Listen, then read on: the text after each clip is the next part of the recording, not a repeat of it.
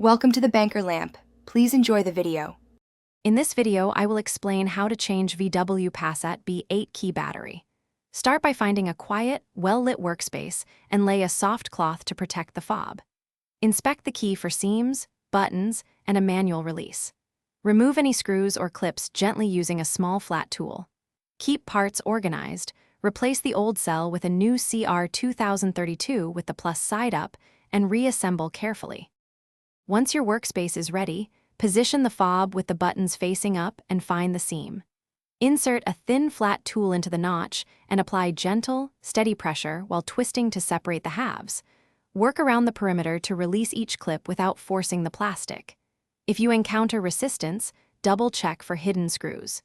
Keep small parts in a tray so nothing gets misplaced during the battery swap. Carefully lift out the old battery using a non-metal tool if possible to protect contacts and electronics.